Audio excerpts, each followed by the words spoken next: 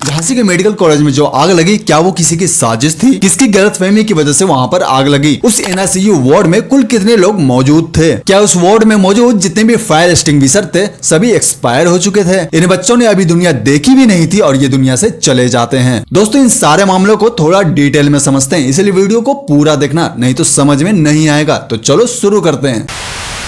UP के झांसी में medical college की ये घटना है। कुछ शाम का समय हो रहा था। हॉस्पिटल में लोगों की आवाजाही लगी हुई थी। सभी लोग अपने अपने काम में व्यस्त होते हैं और किसी को भी ये नहीं पता था कि अभी कुछ ऐसा होगा हॉस्पिटल में जिससे कि पूरा का पूरा स्टेट हिल जाएगा। जैसे सभी मेडिकल कॉलेजों में लोगों की आवाजाही लगी रहती है, वैसे यहाँ भी काफी भीड़ थी। और हाँ, आप इसे मेडिकल कॉलेज भी बोल सकते हैं या फिर हॉस्पिटल भी बोल सकते हैं। इस मेडिकल कॉलेज में एक वार्ड था या फिर कहें एक रूम था जिसे एनआईसीयू बोला जाता था। इस वार्ड में नवजात शिशुओं को रखा जाता था, यानी कि जो बच्चे तत्काल में जन्मे हैं। 1 या 2 दिन ही हुए हैं, ऐसे बच्चों की सुरक्षा और उनकी ट्रीटमेंट के लिए उन्हें इस वार्ड में रखा जाता था। जिस टाइम पे यह हादसा हुआ उस टाइम पे इस एनआईसीयू वार्ड में 6 नर्सें, 2 महिला डॉक्टर और बाकी के जो हाउसकीपिंग स्टाफ और हेल्पर्स होते हैं वो मौजूद थे। ये सभी स्टाफ अपने अपने काम में व्यस्त होते हैं कि तभी एक नर्स को तार के जलने की सुगंध आती है। पहले तो नर्स ने सोचा कि कुछ ऐसे ही महक रहा होगा, लेकिन थोड़ी देर बाद वो महक इतनी ज्यादा बढ़ गई कि सारे लोग जो उस वार्ड में मौजूद थे वो सभी परेशान होने लगे। अब एक नर्स स्विच बोर्ड के पास जाकर देखती है कि आखिर महक कहां से आ रही है। तो वो क्या देखती है कि पास के एक स्विच बोर्ड से बहुत तेज धुआं निकल रहा है। अब इस स्विच बोर्ड पर धुआं इतना ज्यादा तेज निकल रहा था कि देखते ही देखते उस स्विच बोर्ड पर आग लग जाती है और पास के जो तार होते हैं सभी में आग बहुत तेजी से पकड़ लेती है। ये सभी कुछ इतना जल्दी हुआ कि किसी को समझ ही नहीं आया कि आखिर में हुआ क्या।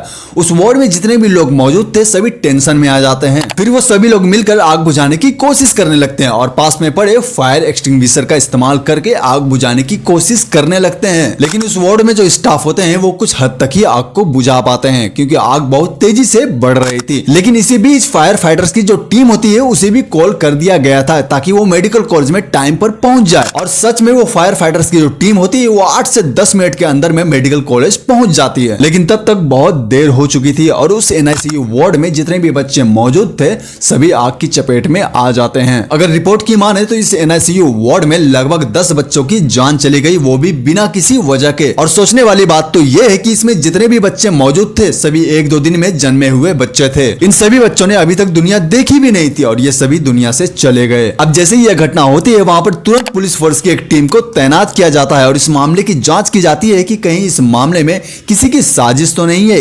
लेकिन उस टाइम पे ऐसा कोई सबूत नहीं मिलता है कि जिससे ये साबित हो पाए कि ये किसी की साजिश थी। और मुझे भी यही लगता है कि ऐसा जानबूझकर कौन ही करेगा, ऐसी हरकत कोई भी नहीं करना चाहेगा। लेकिन यहाँ दूसरी तरफ यूपी में इलेक्शन की रैली भी चालू थी। यहाँ झांसी में इतना सब कुछ हो गया लेकिन इनकी रैली नहीं रुकनी चाहिए। अब ये झांसी मेडिकल कॉलेज में जो ये घटना हुई इसमें किसी की साजिश तो नहीं है, पर वहां पर मौजूद पुलिस की टीम अभी ये पता करने की कोशिश कर रही है कि जिस एनआईसीयू वार्ड में ये घटना हुई उस वार्ड में जो इलेक्ट्रॉनिक मशीन इस्तेमाल किए जा रहे थे कहीं वो जरूरत से ज्यादा तो बिजली नहीं खींच रहे थे, क्योंकि शॉर्ट सर्किट की वजह से भी आग लग सकती है। और ऑलरेडी उस वार्ड में हाई पावर के रिसर्च मशीन लगे हुए थे। अभी वहां पर एक जांच टीम बैठाई गई है जो इन सभी चीजों की अभी जांच कर रही है। जैसे ही जांच खत्म हो जाएगी और इन सभी चीजों का रिजल्ट आएगा और अगर ये पता लगता है कि शॉर्ट सर्किट की वजह से आग लगा था तो उस मेडिकल कॉलेज के जो इलेक्ट्रीशियन होते हैं उन पर कार्रवाई हो सकती है। बाकी जो भी हो यार, किसी भी कार्रवाई हो या फिर ना हो, लेकिन जिसे जाना था वो तो चले गए ना, वो तो वापस नहीं आ सकते। बाकी मेरी ये वीडियो यहीं तक थी। अगर वीडियो आपको थोड़ी सी भी अच्छी लगी हो तो वीडियो को एक बार लाइक और चैनल को सब्सक्राइब